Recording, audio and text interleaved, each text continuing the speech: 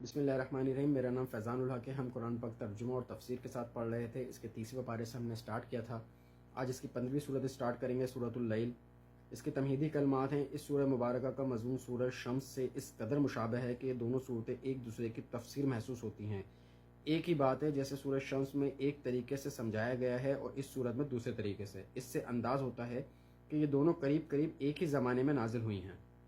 بسم اللہ الرحمن الرحیم۔ واللیل اذا یغشی، قسم ہے رات کی جب وہ ڈھانپ لیتی ہے، یعنی تمام چیزوں پر تاریکی کا پردہ ڈال دیتی ہے۔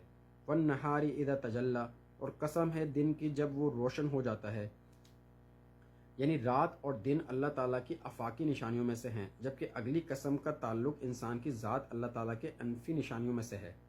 وما خلق الذکر والانثی، اور قسم ہے اس کی جو اس نے پیدا کیے نر اور مادہ۔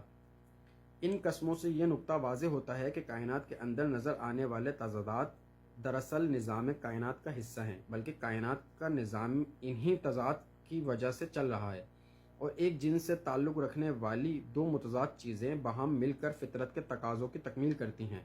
دنیا کا سارا نظام دن اور رات کے عدلنے بدلنے کی وجہ سے قائم ہے۔ زمین پر حیوانی اور نباتاتی زندگی کا وجود اسی گردش لیل و نہار کا مرہون منت ہے۔ خود نسل انسانی کا تسلسل بھی مرد اور عورت کے جنسی اختلاف اور تضاد کی وجہ سے چل رہا ہے۔ چنانچہ کائنات کے مختلف تخلیقات میں بظاہر نظر آنے والے ان تضاد کے اندر بھی ایک طرح کا توافق اور تطابق پایا جاتا ہے۔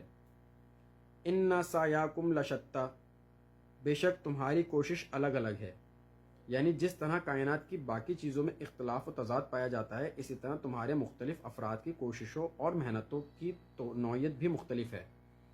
فَأَمَّا مَنْ آتَىٰ وَاتَّقَىٰ، تو جس نے عطا کیا اور تقوی اختیار کیا،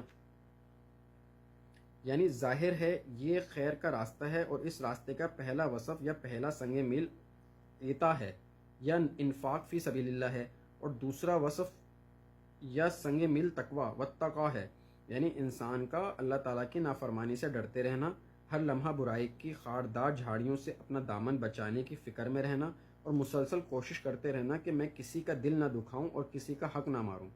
لیکن یہ تبھی ممکن ہے جب انسان کے اندر اللہ تعالیٰ کی وحدانیت کردہ اخلاق حسن زیادہ پیدار ہو، جس کا ذکر سورۃ شمس کی آیت فَأَلْہَمَہَا فُجُورَہَا وَتَقْوَىٰ میں آیا ہے۔ اگر اس کی اخلاقی حسن کی شمع ہوا ہوش کے طوفان کی نظر ہو چکی ہو، تو پھر ظاہر ہے کہاں کا تقویٰ اور کس کا ڈر۔ صدق اللہ العظیم۔